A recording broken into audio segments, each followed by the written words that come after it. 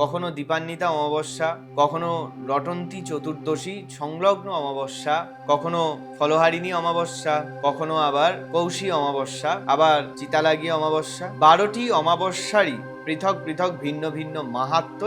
জ্যৈষ্ঠ মাসের বিশেষ যে কৃষ্ণপক্ষের অমাবস্যা, যেটিকে ফলহারিণী অমাবস্যা বলা হয়, যে দিন উল্লেখ করা হয় ব্যক্তি তার সমগ্র বছরের কর্মফল লাভের জন্য এই দিন, বিশেষভাবে মাতৃকৃপা লাভের জন্য সেই প্রার্থনা এই ফলহারিণী অমাবস্যার পূজা।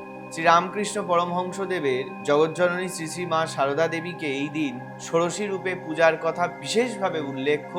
তাই এই দিন তৃতীয় মহাবিদ্যা অর্থাৎ ষোড়শীর বিশেষ পূজার উল্লেখও আমরা কোথাও কোথাও দেখি। শত্রু দমন এবং নানাবিধ আকস্মিক বিবাদ, আকস্মিক ফাঁড়া, বিপদ ইত্যাদির হাত থেকে নিজেকে বার করে আনার, নিজেকে মুক্ত করবার জন্য উপযুক্ত তিথি।